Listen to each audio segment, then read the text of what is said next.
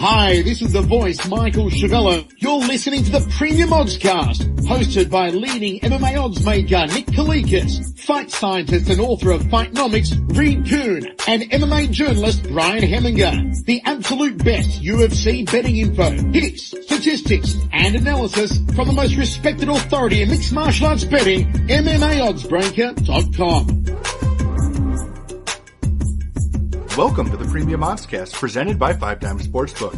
I'm Brian Hemminger, joined today by leading mixed martial arts oddsmaker Nick Kalikas to break down this Sunday's UFC Fight Night 112 event, which takes place in Oklahoma City, Oklahoma. If you're unfamiliar with our format, myself and Nick will break down the fight card from top to bottom, providing extensive analysis and a pick for each fight after doing our film study for the event. We broke down how we performed in our last event on the Bellator podcast, so make sure to check that one out. And just a disclaimer, guys, we recorded all 21 fights for Bellator and UFC in a row, the breakdowns, and when I went to go add them to the podcast, all of Nick's parts were completely silent, so we had to go re-record all of Nick's parts. So if he sounds a little rushed, it's because he's a trooper and he basically broke down 21 fights twice in a row. So back to the present. UFC Fight Night 112 features a 13 fight card in total and will be aired on UFC Fight Pass, Fox Sports 2, and Fox Sports 1 this Sunday night. Let's dive right in. Now, kicking things off on Fight Pass is a light heavyweight contest between Joshua Stansbury, who is 8-4, and Jeremy Campbell, who is 14-6. Now, Nick, where did you open this fight, and how has the public shifted things so far? I opened Campbell minus 130 to come back on Stansbury minus 110, and that's at our sponsored sportsbook, 5dimes.eu, so make sure you guys check those guys out. And right now over at 5 Dimes, we currently have Stansbury at minus 185 to come back on Campbell at plus 160. So a little bit more action, needless to say, coming in Stansbury way. A lot of people think that he's definitely the more dependable fighter of the two, especially with Campbell's UFC debut going the way it did. I mean, there was a little bit of buzz coming in with Campbell. Of course, he's been on some of the smaller organizations for a while. I mean, he's been a fighter that people have seen compete in the past, but the truth is he did make a little bit of progress. He's been training at MMA Lab and Crew over there, and it seemed to get him a little bit better and a little bit more respect and a little bit more hype behind him because, I mean, he's always had a little bit of potential, but they seem to bring the best out of fighters as well. Anytime you go to a really good training camp like MMA Lab or obviously American Top Team or Greg Jackson's camp, it's going to make you a better fighter. So there were higher expectations from Campbell coming into that fight, but of course, Lima was able to finish him, and it wasn't a good look for Campbell at all. So the expectations just went totally out the window there. And I think people are fading him here against Stansbury as well, because at least Stansbury has been showing up. He's been putting on respectable performances overall. I don't think Stansbury's going to ever earn a UFC title shot, needless to say. I think, honestly, these two are probably barely in the UFC as far as roster slots go. I mean, the winner of this fight probably keeps his job. The loser probably gets cut, even if it's Stansbury and, he hasn't been losing a ton or whatnot. I mean, he's been, I guess, competitive, but I think even with a couple losses, he's going to get cut as well. So loser leaves town type of matchup is very important for both fighters here. That being said, I mean, Stansbury, I've been, kind of a fan of his for a while. He's an Ohio fighter. I've seen the development and the improvement of his game. He's definitely put in the work, and I respect that. I mean, he's become a solid fighter, and he deserved a shot on the Ultimate Fighter show, which he performed respectable, and then into the UFC as well. So it's all hard work that he's put in to get him to the spot. So I respect that. I just think that at times he's susceptible a little bit on the feet. Now, officially, he hasn't been knocked out, but as an amateur, he has been knocked out. And then obviously on the Ultimate Fighter show, he's been knocked out as well. So I think his strike defense at times lets him down. I think he tends to be a bit chinny at times as well. And if anything, Campbell can bring to the table here, it's his unorthodox striking ability and underrated power. I mean, the guy does have some knockout power. Even if he's going to be a little bit undersized here, I think he's going to have a little bit of a speed advantage, and I think he could land and catch Stansbury off guard a little bit here. And also Campbell has been developing that takedown defense, and it's getting a little bit better. So his wrestling's improving. I think it's going to be a close competitive fight. Even if Campbell doesn't land that big bomb, I think it's still going to be a really close fight if he hits the scorecards as well. So I'm not as confident as everybody else in this fight. I could see Stansbury winning. I could see Campbell winning. That's why I kind of opened it towards a pick'em type of fight. I'm going to lean the opposite way of everybody right now, and I'll go Campbell. I think that Campbell hangs on to his UFC roster spot here by maybe possibly even beating Stansbury, knocking him out on the feet. If not, maybe edging out a close decision. So not a confident pick, but I lean Campbell in the first fight of the night. the big difference in this fight, it's basically going to boil down to Stansbury's size and length against Campbell's power. Honestly, I think these guys are basically two of the worst fighters in the light heavyweight division right now. So this one could go either way. Neither guy I expect to stick around for a long time, much longer in the light heavyweight division. But overall, I think Stansbury's a little bit more well-rounded. I mean, he has an okay ground game. He's okay on the feet. He's pretty much just okay at everything. He can be outworked by active strikers, but Campbell's not really an active striker. He's kind of the home run hitter. He looks for the big shot. Campbell is not very quick. He's not in great shape. I mean, he's husky. He's a little bit more compact. I mean, he looked awful in his UFC debut against Lima and got smoked in that fight. And I mean, if he comes into much better shape this time around, there's a chance he could win. But I mean, if he comes in the same way, like I know the last time was short notice, so that could have had an effect. But if he comes in looking the exact same, I don't know how he could win. Josh Stansbury has an okay jab, and he is able to use distance decently as long as his opponent isn't overly aggressive. And Campbell, with him looking for the one big shot, I think that could allow Stansbury to use that the jab, and then that can set up the straight right. So I'm kind of leaning Stansbury here. I'm not confident in either guy. I don't think either guy has a long career in the UFC, but I think Stansbury has a little bit more ability here. So I'm going to side with Josh Stansbury. Now, dropping down to the lightweight division, we have Tony Martin, who is 11-3, taking on Johnny Case, who is 22-5. Now, Nick, what's the MMA odds maker's perspective on this one? Now, this is a fight that I'm looking forward to as well. Martin versus Case. I opened Martin -130, the comeback on Case -110. Right now, looking over 5 dimes, it's Martin -140, the comeback on Case is at +120. So a little bit more action coming in Martin's way. In fact, it escalated a little bit higher than that. I mean, it was, I believe, 160, 170 at one point. So some action coming back in on Case. So there is two-way action on this fight, and I'm sure the sportsbooks are going to continue to get drilled with two-way action on this fight. It's just a great fight. Both guys are going to get backed for a good reason. Both of these guys are talented. I think Case lost a little bit of stock recently because he did suffer a loss to Jake Matthews, and he got finished in that fight. Matthews was able to turn it on late and end up getting the submission win over Case. And he's been out since that loss to Matthews, so he's had some time off. He was pulled out actually of his last fight with an injury. So there's some question marks surrounding Case, but at this point, he's coming back into a big fight here, and if he's healed up fully, obviously, and he's got some confidence behind him and has been able to put the work in to improve some of those areas that he lacked, conditioning might have been a factor in his last fight a little bit as well. I think obviously Matthews landed some decent punches along the way and made life a little bit tougher for Case. Martin in this fight is going to present a lot of problems because Martin does have a relentless style, especially in the grappling aspect. Martin brings it. His cardio seems to have been improved. I mean, that was one thing I worried about Martin from time to time. His fight IQ and his conditioning. Now, both have seemed to get a little bit better the last couple fights. And when he's on, Martin's a very tough out at lightweight. I mean, the guy just, again, relentless pace. He brings it. He's able to get the fight to the floor more times than not. And that used to be Case's kryptonite back in the day, was definitely, before he made the UFC roster especially, Case getting put on his back and being able to control Case would get you the W. And now Case has improved that. I think his takedown defense has definitely gotten better, but that's still a little bit of hole in his game, you could say. And then Martin is going to be looking to exploit that for sure. On the feet, I give the edge to Case. I think he is by far the better striker overall. I think as far as chins go, it's close because Martin is a type of guy that does get wobbled on the feet, but his chin ends up holding up more times than not. So you got to respect that in him. He's able to recover fairly quickly and then go back to the grappling aspect of things usually for Martin. So this is going to be a tough fight for both guys. I think both of them are going to definitely feel it at the end of this one. It's going to be a hard-fought battle. I think I'm leaning a little bit towards Martin because I think he can control and dictate the tempo of this fight. I think he can have success getting Case down from time to time. And if he does get him down, there's always that wild card. Martin has an underrated submission game as well. I mean, he does have some pretty slick subs offensively, and I wouldn't even be surprised if Martin's able to finish Case on the ground by sub if he gets the right position. So I have to lean a little bit more towards Martin. I think the line's about right. A slight favorite. So I'll go with him as the slight favorite as well.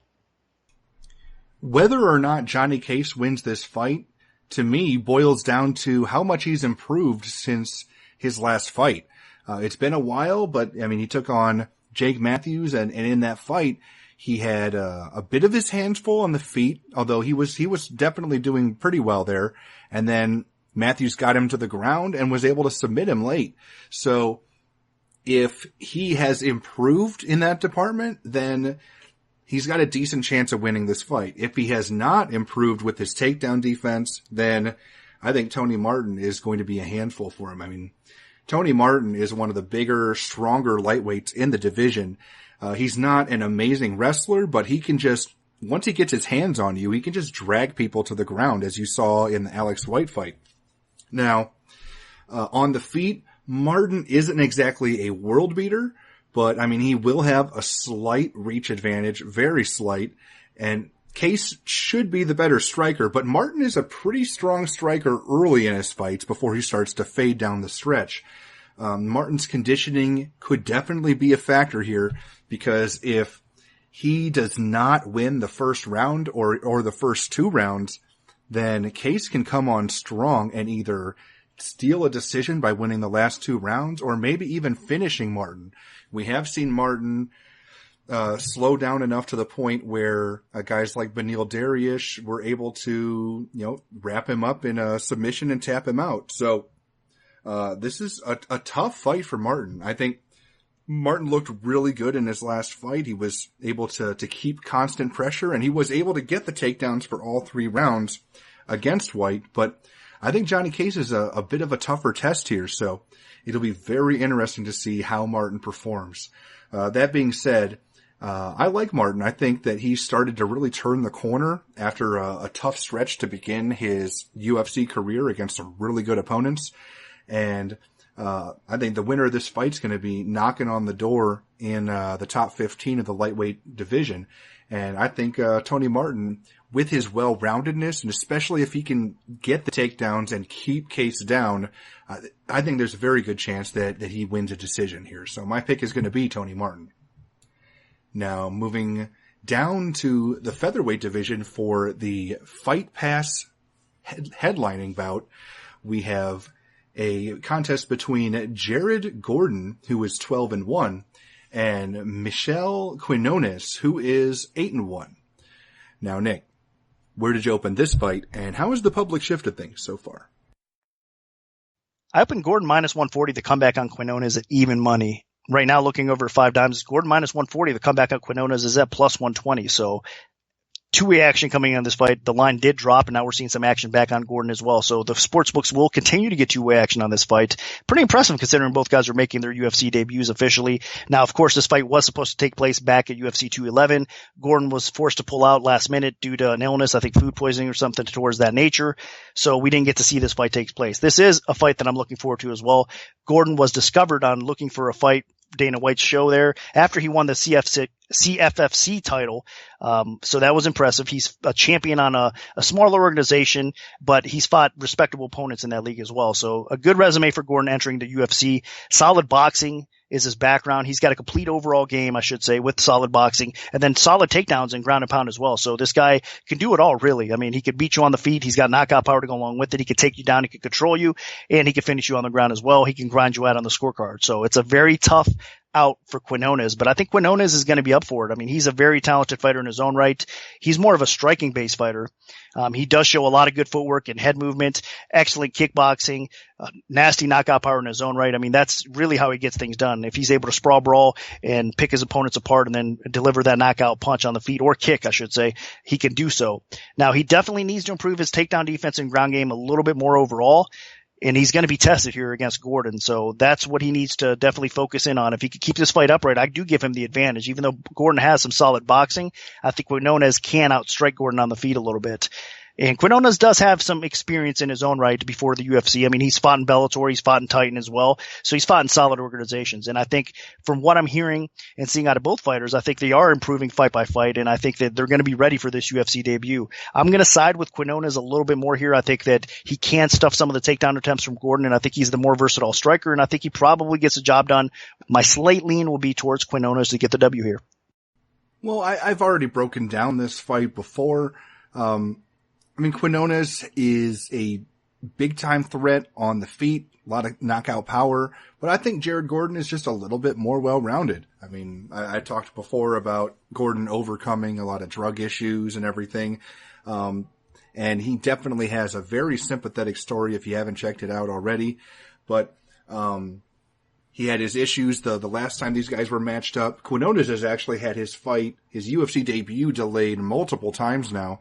The first time was in February against Volkanovski. It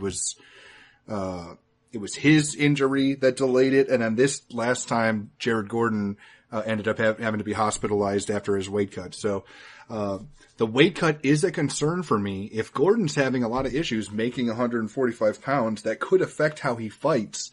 So that's really the only thing that's changed for me, is the fact that Gordon had a lot of trouble with the weight cut the last time. But overall, I still think that Jared Gordon is the more well-rounded of the two fighters. And I'm going to side with Gordon. I'm not crazy confident because, again, both guys are making their UFC debuts. But I think if Gordon can mix things up, maybe bring some more of the ground game into it, I think he can. He is the better wrestler than Quinones. And I think overall, as long as he mixes things up, he should be able to win. But I'm not crazy confident about it because, again, we really haven't seen either of these guys and how they perform actually inside a UFC octagon. But my pick will be Gordon. Now moving up to the lightweight division for the Fox Sports 2 preliminary card, we have Devin Powell, who is 8-1, taking on Daryl Horcher, who is 12-2. Now, Nick, what's the MMA odds maker's perspective on this one? Horcher minus 260, the comeback on Powell at plus 180. Right now, looking over 5 dimes, line has ballooned up a little bit. It's currently minus 420 for Horcher, and the comeback on Powell is at plus 335. I do understand it. I mean, Horcher, he came in as a last-minute replacement and fought Khabib Nurmagomedov on short notice, and he was respectable in that fight. Obviously, he got finished along the way, but on short notice, fighting one of the best fighters in the world that's actually in line for a title shot and losing, there's no shame in that at all. Now, before that, Horcher's background, he was a CFFC lightweight champion. He's also a Bellator vet, so he's got some solid experience. And what this guy's about is, honestly, if he could keep the fight upright, the guy can stand and bang with the best of them and knock people out. And I think that's what he's going to look to do against a guy like Powell. Powell, I mean, he's a pretty tough fighter in his own right. I have a lot of respect for the guy as well because he's one of these guys that I think is a pretty well-rounded fighter. Not really great in any area, but he does show a lot of toughness, and you can't count him out at all. I mean, the guy definitely shows up, and he comes to win. Now, he's long for the weight class. He has okay striking. He has a BJJ black belt, so he can submit people on the ground as well. He did lose his debut, though, to Close, and that was by unanimous decision. And a tough-fought battle. I mean, he had a ton of heart, but he did clearly lose that fight. I think it's going to be similar here. I think Horcher's going to be the aggressor on the feet. I think he's going to bully Powell around a little bit, and I think he's going to be able to either possibly finish Powell. It's not an easy task to finish Powell. Obviously, we know that. I mean, he's been rocked before, he's been busted up, and he finds a way to actually come back and win those fights at times. So Powell can definitely hang on and survive, but I think Horcher's going to be the bully. He's going to dictate the pace. I think Powell's going to struggle getting the takedowns against Horcher, and Horcher's going to make him pay for it. So I think if it hits the scorecards, it's Horcher. I think if it finishes it inside, it might be Horcher knocking Powell out as well. So my pick is going to be Horcher. I do agree with the early action. I think right now it's getting a little out of hand at minus 420, but it's hard to pick against Horcher in this spot. I definitely like Horcher better than Powell. I mean, I will give Powell credit. The guy is tough as all hell. I mean, in his UFC debut against Drakkar Klose, he got the crap kicked out of him for 3 straight rounds. I mean, he got lit up, but he kept pushing forward. He kept fighting, but it was extremely one-sided. I think Powell's a little bit too tough for his own good. Like the talent just and the heart just don't quite match.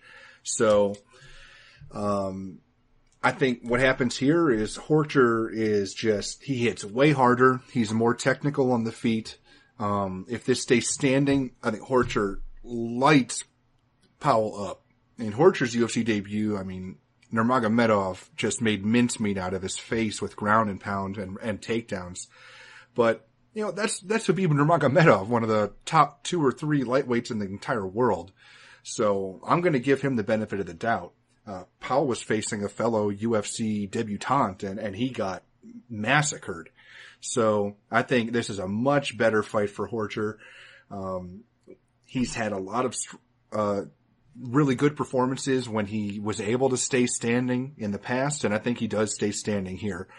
Powell does have a decent submission game, but I'm not sure if he's going to be able to implement it. He just doesn't have the wrestling ability or the strength to drag Horcher to the ground. So I think Horcher keeps it standing. I think Horcher wins the stand-up exchanges, probably wins a decision because Powell's so tough that it'll be tough for the ref to stop the fight. I don't think Powell gets knocked out. So I see Horcher winning a one-sided unanimous decision. Now dropping down to the women's strawweight division, we have Carla Esparza, the former champion who is 12-4 overall, taking on Marina Moroz, who is 8-1. Now, Nick, where'd you open this fight, and how has the public shifted things so far? Up in Esparza minus 230, the comeback on Moroz at plus 170. Right now, looking over 5 dimes, it's Esparza minus 270. The comeback is plus 230.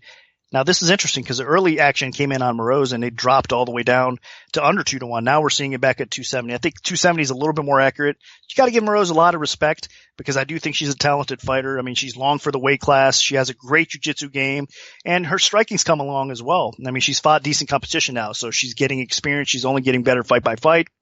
But I think Esparza has been probably a little bit disrespected up to this point. I realized she was a former UFC champion. Let's not forget that. But she got dethroned right away by Jacek, and Jacek is the current reigning champion, and she made her look bad in that fight. Esparza wasn't able to get the fight to the floor, and she took a beating. But let's not forget, Esparza has some quality wins before that. I mean, Rose Namajunas, for example, she looked great in that fight against Rose. And she's faced and beaten a lot of high-level competition. So it's not like Esparza is really a bad fighter that's past her prime either. She's 29 years old. I think she has room to still get a little bit better. My problem with Esparza, she's been a little bit inconsistent as of late. Of course, she's coming off a decision loss to Randa Marcus, but that was definitely a close fight. And another respectable loss because Randa Marcus is definitely a pretty good fighter, a solid fighter that at one point was kind of working her way up to her title shot as well. So close fight. Esparza definitely has the ability to beat most girls at 115 pounds and work her way back up the ladder and possibly in another title shot. I'm not saying she would win that title shot, but she would possibly get to that point or at least get in the mix into the top 5 or so. So in my opinion, this is going to be her fight to win or lose. She could dictate where the fight goes. I think she can put Moroz on her back, and I think she can probably avoid the submission game of Moroz and have some success on the ground, land some ground and pound along the way. I think if it stays upright as well, even though Moroz is going to be the larger, she's going to be the taller fighter. She's going to have a 4-inch reach advantage. I think on the feet, the sparring is going to kind of go back and forth a little bit. I think that Esparza is going to do well enough on the feet to close the distance. She has a little bit of speed and she has a little bit of power that she throws in her punches as well, that Moroz is not going to blow Esparza out even on the feet. So I think it's going to be competitive on the feet, and I think Esparza is going to get the takedowns, and she's probably going to grind out an impressive decision win. So my pick is going to be Esparza to get the W here. Marina Moroz is a very talented fighter. I mean, that UFC debut where she took out Joanne Calderwood and immediately put a stamp on the women's strawweight division was very impressive. And she's only had the one loss inside the octagon, but the main issue for me is a very key statistic. Her takedown defense is 0%. And Carla Esparza is the best wrestler in the women's strawweight division. So you combine those two, it does not bode well. Now on the feet, I think, Moroz does come from a pretty strong Ukrainian boxing background. So I think on the feet, she should get the better of Carla Esparza. She probably is the better submission grappler than Esparza, with, those patented arm bars of hers. But that's it. There's no way that she's going to be able to stop Carla Esparza from taking her down. She couldn't stop Valerie Letourneau from taking her down. She couldn't stop Joanne Calderwood, Danielle Johnson from taking her down. So I just expect what happens in this fight is Esparza repeatedly takes Moroz down, beats her up, and at least wins a decision. And I'm not too worried about Esparza getting submitted from top position either. I mean, this is a girl that was able to get top position against Rose Namajunas, who has, in my opinion, a much more dangerous guard than Moroz. I mean, Namajunas was submitting girls left and right on The Ultimate Fighter. And then when Carla Esparza took her down, I mean, she just shrugged off those submission attempts, wore her down, just basically beat on her until, Rose didn't have any fight left and then ended up getting a stoppage. So I think Esparza at least wins a decision, but she might wear Moroz down enough that she could get a late finish as well. So I'm going to side with Carla Esparza. I think that she's angry about losing that last fight against Randa Marcos, and I think that she takes it out on Moroz here. So my pick is Esparza.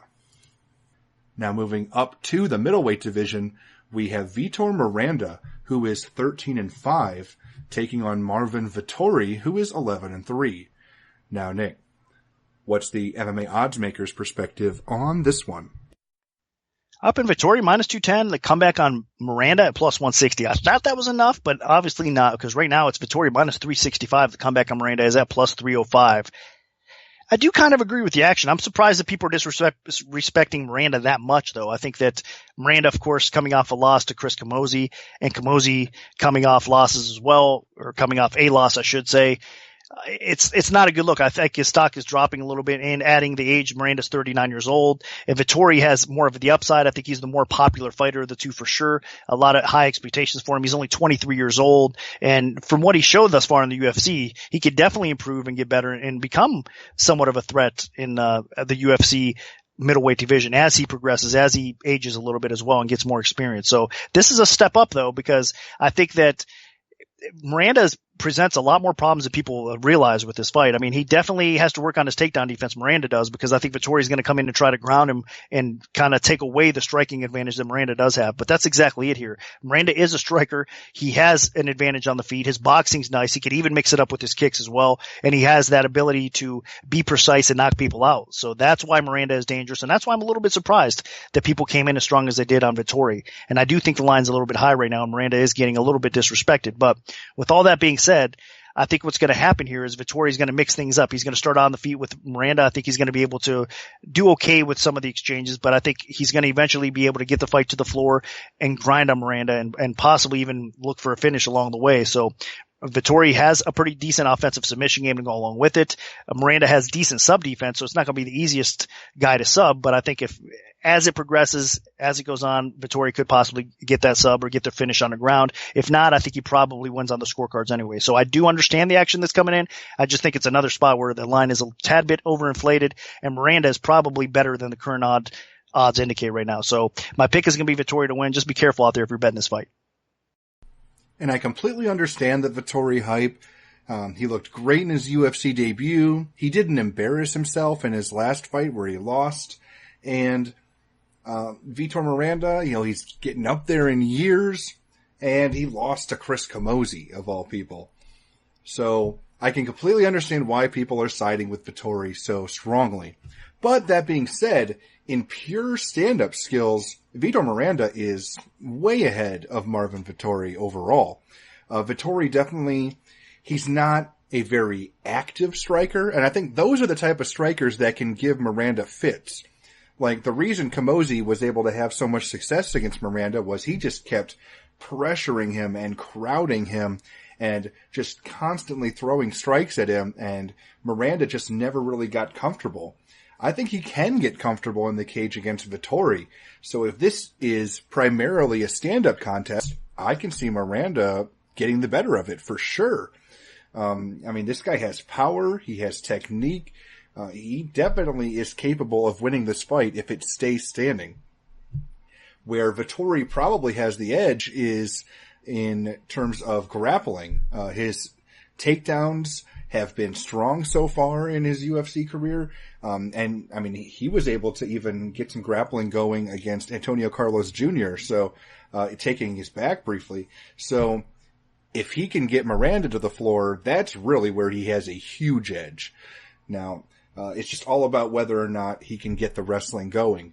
So overall, I think Vettori is a talented young fighter, but he might have some of that striking success go to his head here because I think he's going to keep it standing for a while against Miranda, and he might get punished for it. So I'm slightly siding with Vitor Miranda. I know it's a huge upset call, but I think Miranda is a lot better than people are giving him credit for.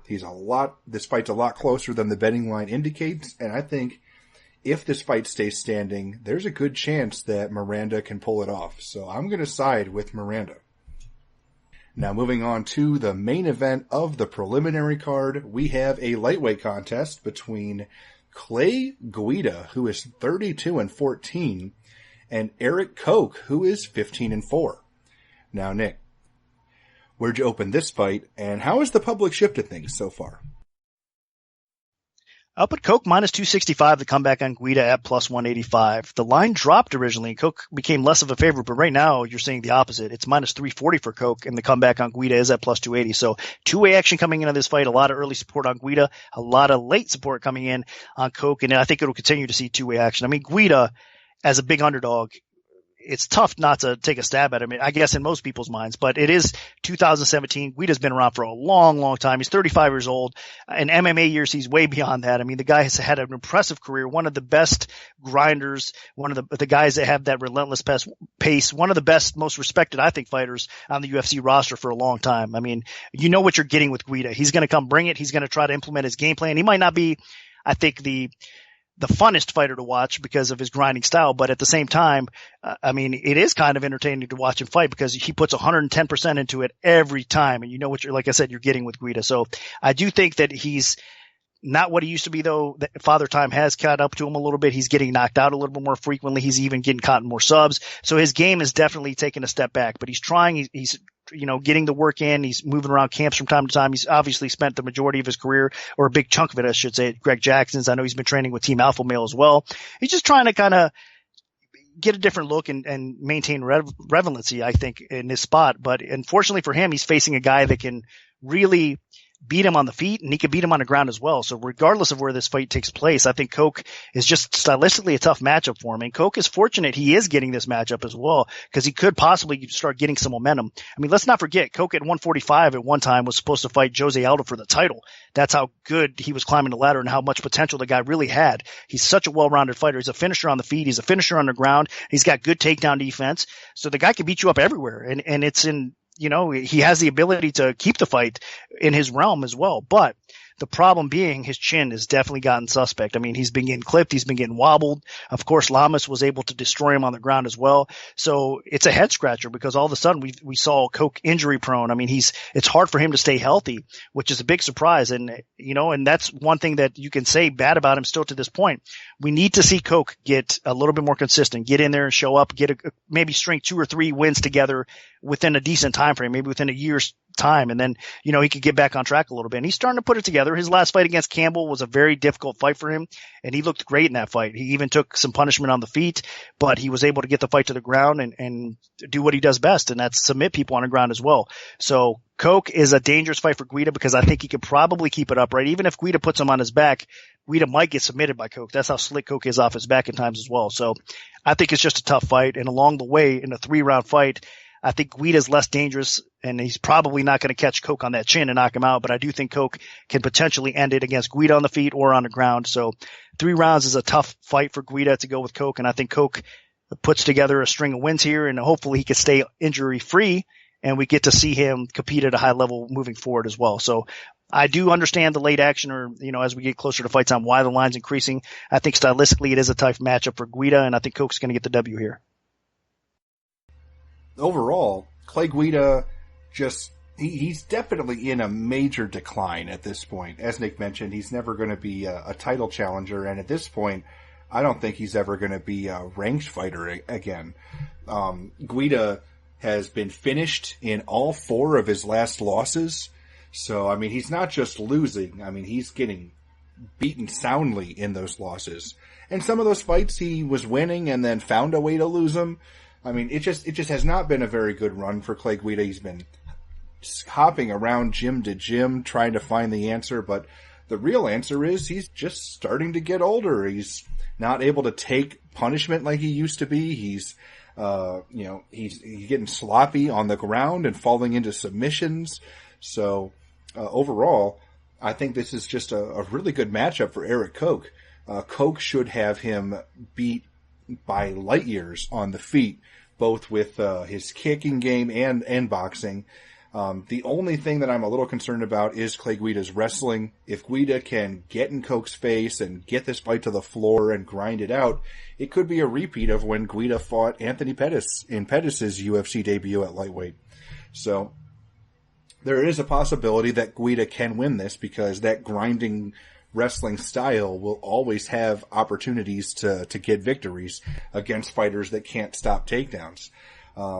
So Koch's takedown defense, though, overall, it's pretty good. For his career, it's 80%. Now, he hasn't faced a lot of really good wrestlers, and the one time that he did, like in Ricardo Lamas, I mean, he got taken down and he got battered on the canvas. So I am a little concerned about that, but overall, I think Koch should be able to work his way back to the feet. It's not like Clay Guida is going to be threatening with a submission or a knockout on the ground. Koch's big issue is the fact that he doesn't have a great chin, but Guida doesn't have a lot of power, so I don't think he'll be too concerned in that department.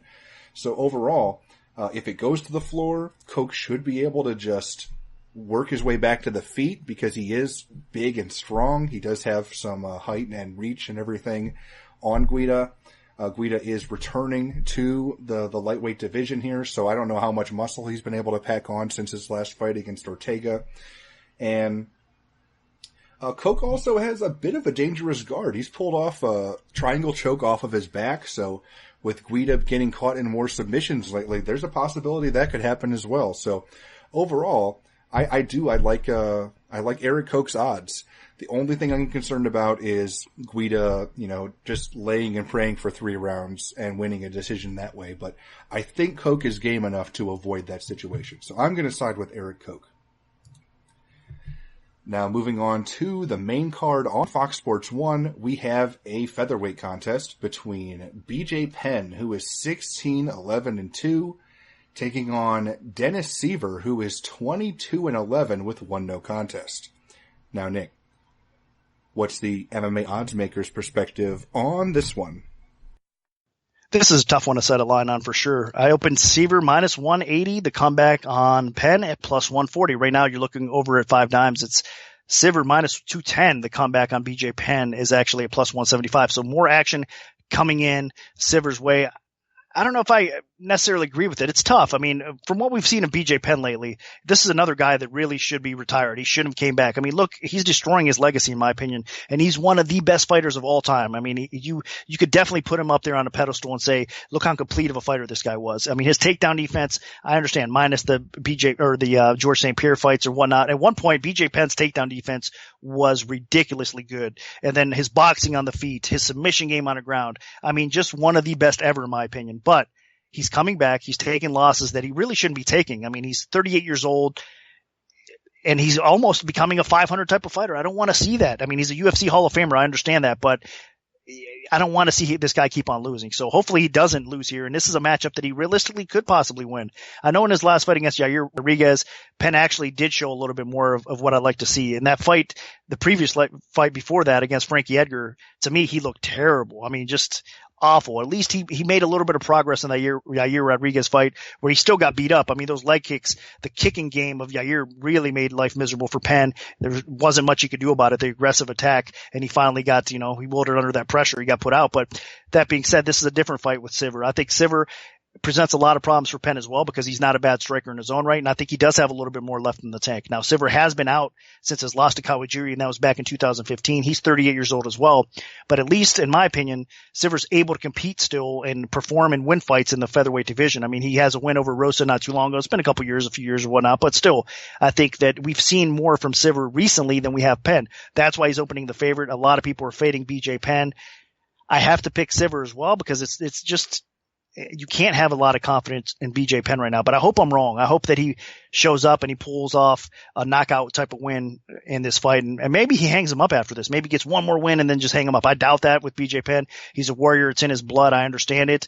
I think that, Dana White's probably going to have to force him to retire is what it's going to come down to. So hopefully it's not like that for Penn.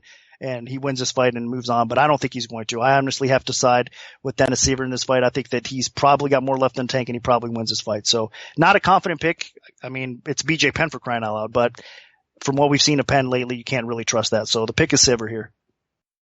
Both these guys are in the tail end of their careers. I mean, BJ Penn already had the tail end of his career, and he just couldn't stay retired. That's happened to him twice now. The first time, they let him come out of retirement, and they fed him Frankie Edgar, and that was a disaster. I mean, he got embarrassed in that fight. Just the absolute crap kicked out of him.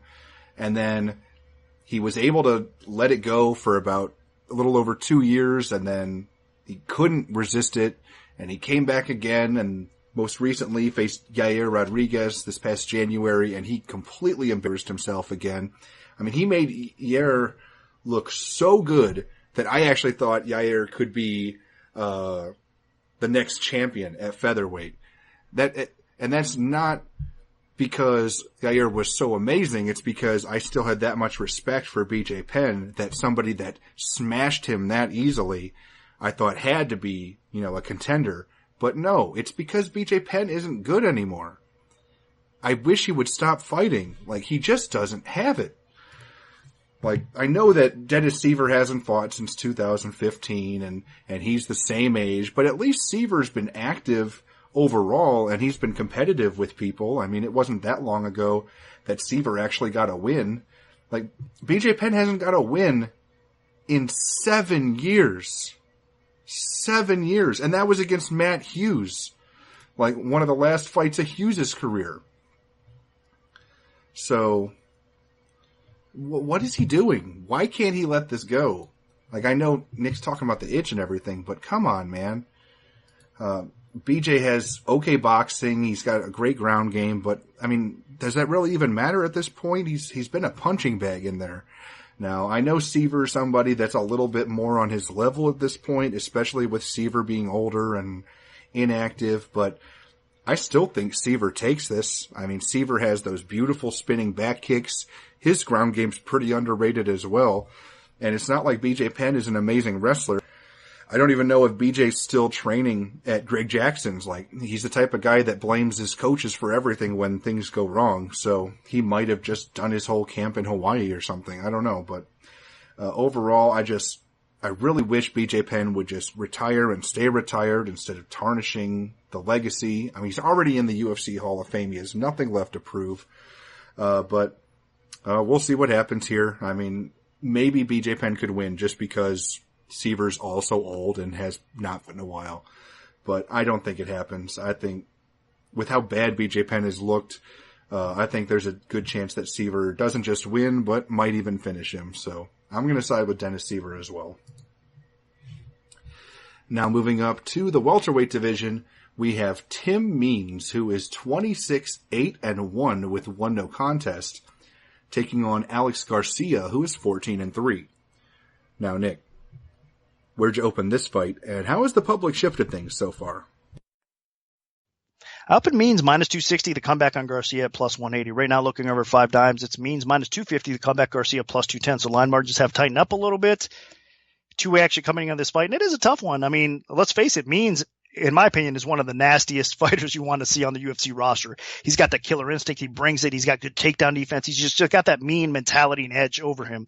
And he's a vicious, vicious finisher. I mean, he gets you in trouble on the feet or on the ground. You're in some serious stuff. I mean, Means has that killer instinct and he delivers more times than not. He's a fun fighter to watch. I know a lot of people are surprised that he got beat by Oliveira, especially the short fight before that. He was looking so good in that fight, but that definitely is his kryptonite still. I mean, you can ground Means, you can submit Means. It's his ground game, even though he has gotten better, and he gets mad when people say he doesn't have good takedown defense. He really does. It's just matchups. I mean, there's some certain guys out there that are able to get him down, but in most cases you can't. And if you can't, you're going to get beat up in this fight. So stylistically, that's why this is kind of a tough matchup for Garcia. I mean, Garcia, if you want to say anything negative about him right away, it's his cardio and it's his chin.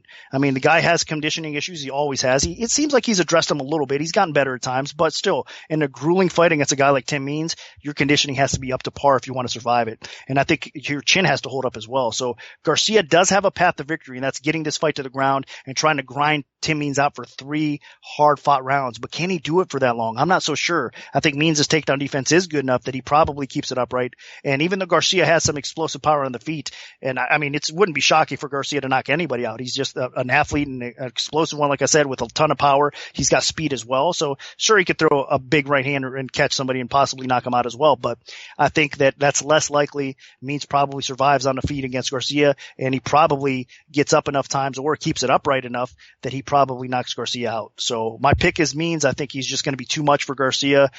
I think Means is going to get back on track and then make another short run here. We'll see where it takes him. And I have to agree. Tim Means is just the more durable fighter, the fighter with better conditioning, the fighter that's just a little bit more capable.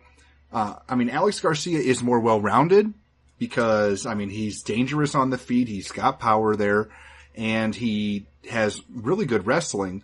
The problem is he just cannot keep that conditioning going for 3 straight rounds. We've seen multiple times where he was able to start really strong, maybe even take a guy out quickly, but if he doesn't, then he becomes a liability.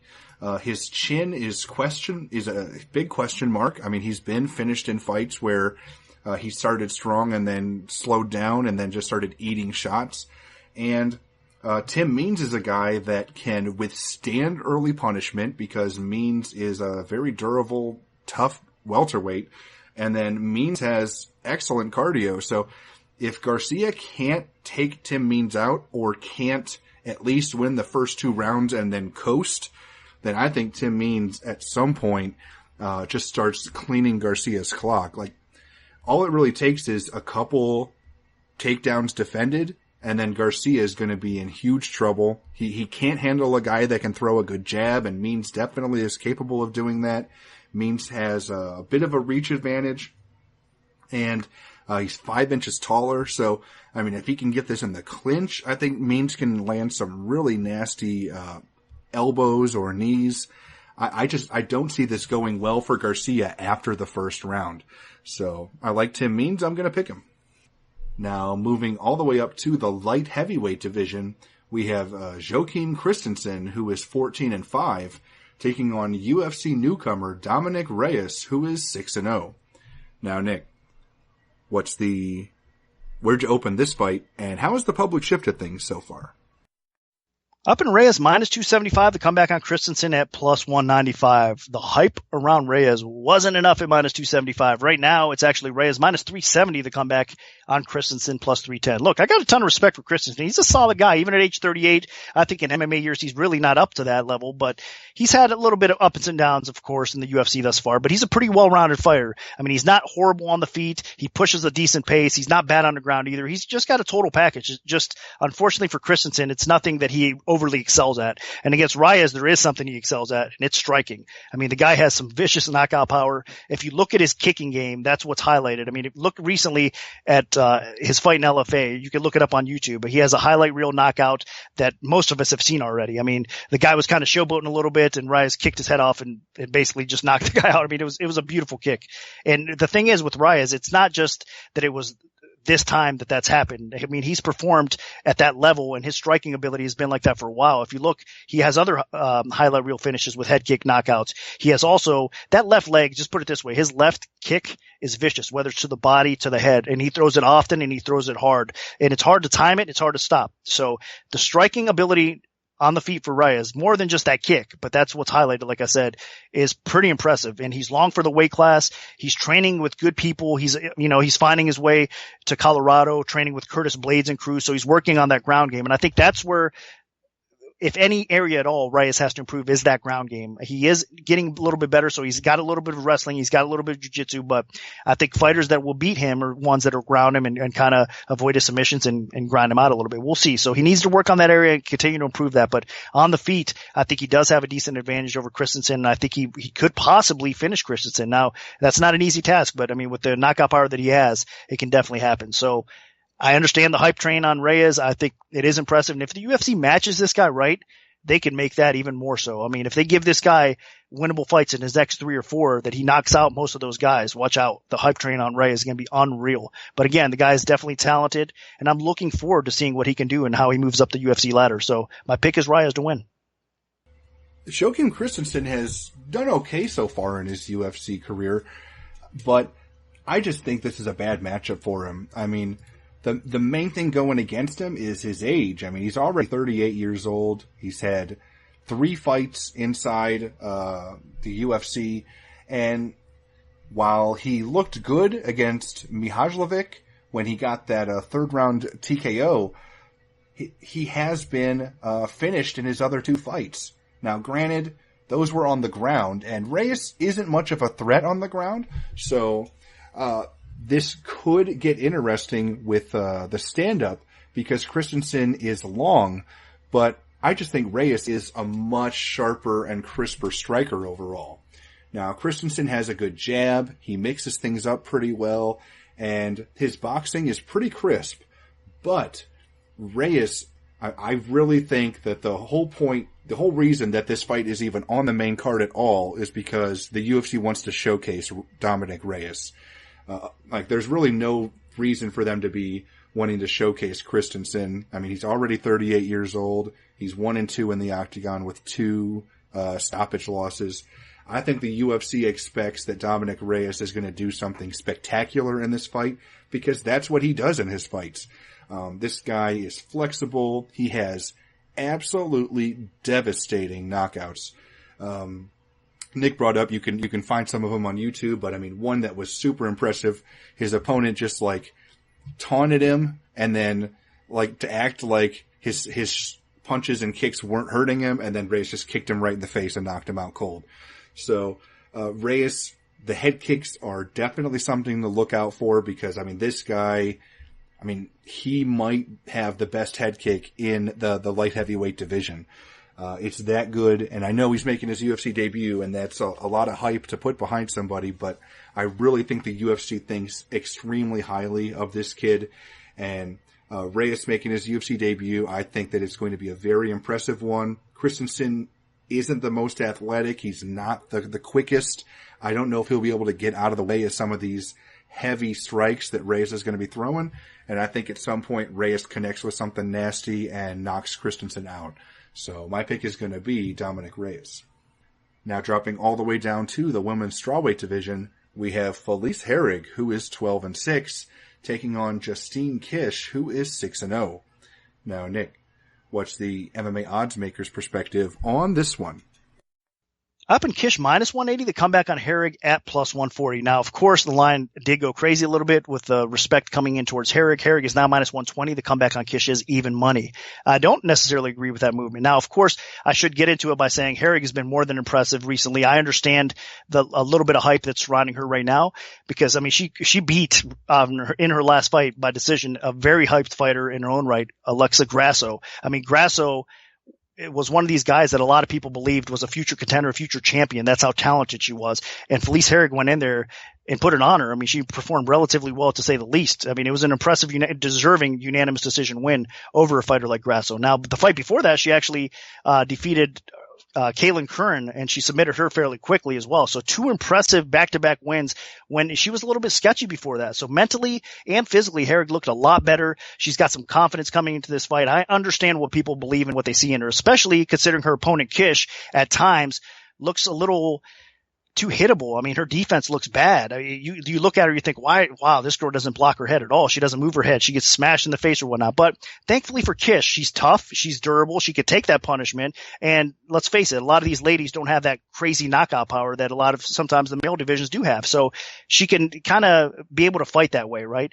And the difference in this fight here for me is Kish has been pretty impressive. I mean, her level of competition is actually probably a little underrated if you think about it. Now, her last fight over Yoder, her last win over Yoder, I should say, was impressive to me because Yoder is definitely an underrated fighter, especially on the ground. Yoder's able to finish most. Now, Kish was in some problematic spots really throughout that fight. She managed to get out of every spot she was in. It looked like Yoder was about to submit her. It looked like she had superior position and she was going to do some damage. Kish got out. She got out, reversed things. She was in really good positions, and she ended up doing well in that fight. I mean, her constant, relentless pace is what highlights Kish, and I think it's impressive because she only has one mode, and that's straight ahead. Now, she is a little wild and aggressive at times, and that leads, again, to defensive flaws, but she makes up for it with that pace she pushes. And I think she's going to win this fight over Herrig because of that same reason. If you look back at the Grasso fight, Herrig was allowed to get settled in. Grasso didn't get on Herrig right away. She didn't push a high pace. She let Herrig settle in and start kind of creeping forward and start flowing with her offense. And once Herrig did that, her confidence gained momentum. And before you knew it, she was in a fight. She knew she could win.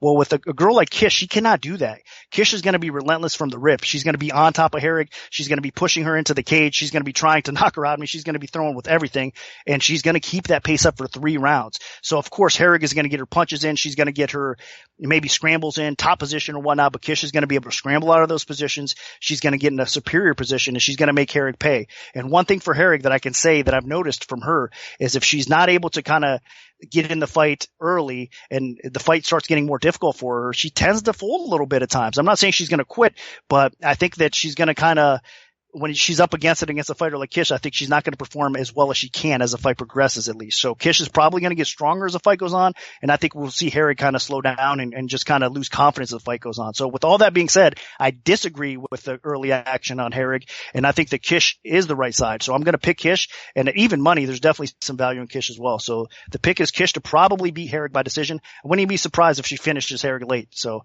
that's just my opinion. We'll see how it plays out. Kish hasn't looked as good as I was expecting her to look inside the octagon, but I think part of that has to do with the fact that she was recovering from knee surgery. She was one of the favorites to win that inaugural season of the Ultimate Fighter that debuted the women's strawweight division, but she wasn't really able to compete. She got hurt. I mean, she has quality wins in her career. She's still undefeated overall. She's very well rounded in just about every aspect. The only issue that I'm really concerned about with Kish is she's a bit too hittable on the feet. Her striking defense is not very good. So, pure stand-up fight against a really talented striker, I think she gets beat up. Now, Felice Herrig does come from a kickboxing background, but striking really isn't her strong suit. I think Herrig is at her best when she's able to get fights to the ground, and she has a very aggressive ground game that she's really put a lot of time in. She pulled off impressive submissions over Kaylin Curran, over Lisa Ellis. So I think if Herrig can get Kish on her back, she might be able to make something happen. But as Nick mentioned, Kish is a very crafty grappler as well, and I don't think Herrig can catch her in any of her arm bars or anything like that. It would have to be, a back take and a rear naked choke, like some kind of wear you down domination type of thing. And I don't know if Herrig can keep that up. The one thing that Herrig has not had going for her is conditioning.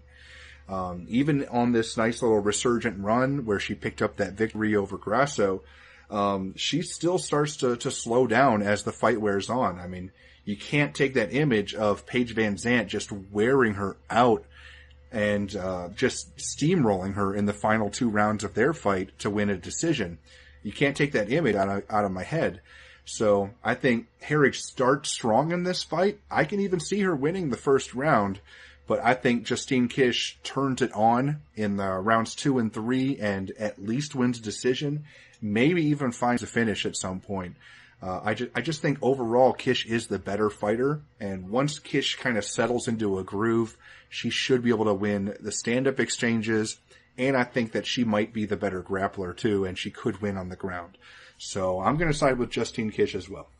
Now moving on to the co-main event of the evening, we have a middleweight fight between Tim Boesch, who is 20-11, taking on Johnny Hendricks, who is 18-6. Now, Nick, where'd you open this fight, and how has the public shifted things so far? Up in Hendricks, minus 245, the comeback on Boesch at plus 175. Right now, looking over 5 dimes, it's Hendricks minus 220, the comeback on Boesch plus 180. So line margins have tightened up. And this fight's been out for a long time, so there's been plenty of 2 reaction coming into this fight as well. Line staying steady. This is a tough one. I mean, for me, I understand the Hendricks fighting at 185. It's probably better for him because it was tough for him to make 170 pounds. But man, he's small for this 185 pound weight class. So that's the problem. And as he progresses and moves his way up the ladder, he's going to come into some tough challenges with much bigger fighters that can wrestle as well. So that we're going to see how that plays out. But in his fight with Bosch, again, I mean, he's going to be undersized against a guy like Tim Bosch. I just think that Bosch, right now, the timing is well, because I think Bosch is one of those guys that you can't underestimate him. I mean, the guy's got some skill. He's got some power, obviously. He's going to have some size. He's got some wrestling. He's not an easy out here, but I think that skill for skill, there's no question. Hendricks is the better wrestler. I think Hendricks is the better striker. So I really don't see where Bosch wins this fight. So stylistically, it's a really good fit and a good matchup for Hendricks. I mean, that's pretty much all you can say about this fight. So I do think where the price is now, I wouldn't lay Hendricks though. I wouldn't bet minus 220 or so, because again, I think he's a bit undersized, and Bosch could make life a little bit interesting in this fight for sure for him, but I don't think it happens. I think that Hendricks performs relatively well. He did okay in his last fight as well against Hector Lombard at 185. So even though Lombard's a little bit more his size, I still think that Bosch is an easier fight even than Lombard, despite the history there of all three. That being said, I wouldn't bet it, like I said. So I would stay away and just sit back and watch this fight and see how Hendricks performs. I think he's going to perform pretty well. I think he's going to be able to get the takedowns. He's going to outstrike Bosch on the feet as well, and probably earn a decision win. So my pick is going to be Hendricks to win. You can kind of compare this fight to when Tim Boach fought Hector Lombard in Lombard's UFC debut, but not exactly. I mean, Boach was on a nice little run at that point, and he was a lot younger. He was more durable. He had a lot more confidence, I think. And, Johnny Hendricks, he just beat Hector Lombard. So, Boach, what he had going for him in that fight was, he had some size. He had a little bit of wrestling. He was able to mix in takedown attempts to keep Lombard off of his feet. And Lombard has those fits of just complete inactivity. And Boach was able to squeeze out a decision in that fight.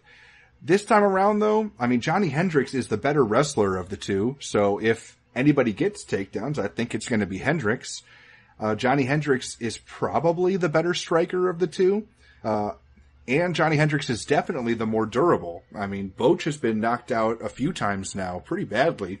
So if Hendricks can find a home for that left hand, which has not happened in years at this point, but if he can, Boach is a prime target. I mean, he is a big head, and it's right there. I mean, if there's anybody that there's a decent chance Hendricks could knock him out, this is probably the time. Now, the other thing is, it's a 3-round fight, so I'm not too worried about Johnny Hendricks gassing, especially with him not having to make a drastic weight cut. The only thing I'm really worried about is Tim Boach is quite a bit longer. He's got 5 inches in reach on Hendricks, and even though he's not the most technical fighter, he does have a decent jab, and if he can keep Hendricks at bay with his reach, there's a chance for him to squeak out a decision here, because he's not going to be able to use his wrestling. I see Hendricks winning those scrambles and exchanges, and I don't think he can trade power for power with Hendricks either. So overall, I like Hendricks here. I think he can push a high pace, and the only other concern I have is that Hendricks enjoyed the weight cut to middleweight so easily that he bulked up huge for this fight, thinking it'll be a piece of cake, and then he has a terrible weight cut and somehow misses the middleweight limit, which is possible, but I think Hendricks has a little bit more self-control than that. So my pick is going to be Johnny Hendricks. Now, moving on to the main event of the evening in the lightweight division, we have Michael Chiesa, who is 14-2, taking on Kevin Lee, who is 15-2. Now, Nick, what's the MMA oddsmaker's perspective on this one? Tough fight. This is an interesting fight. You have two of the best UFC lightweights going at it here. I opened at minus 120 either way. So minus 120 Chiesa, minus 120 for Lee. Right now looking over 5 dimes. It's Lee minus 130. The comeback on Chiesa is at plus 110. So a little bit more support coming in Lee's way. I understand it. I mean, as far as flashy styles and how stylistically they match up, it's definitely Lee, the more popular fighter of the two. I know the press conference, everything's got kind of buzz and momentum going for this fight. You know, the summer press conference that they did, and they kind of got into it with Lee talking smack about Chiesa's mother and whatnot. So we all saw that kind of drama unfold, and both these guys are definitely up for this fight. So it's going to be really interesting to see what happens and how this plays out, because obviously if you're looking at it from a pure skill perspective, Lee is the more athletic fighter. He should be the better wrestler here. He's got more speed on the feet. I think he should have the better striking ability as well. So there's a lot to like about Lee. Even if he gets it to the ground, Chiesa's more well known for his finishing ability by subs on the ground, but Lee's no slouch on the ground either. I wouldn't be surprised if Lee's able to have some success in that area. But there's a lot of question marks surrounding Lee, in my opinion. The weight cut, we'll see how he comes in. I mean, there's been a lot of rumors floating around. Most of it's probably smoke and mirrors, but we'll see how it really all unfolds on the scale for Lee.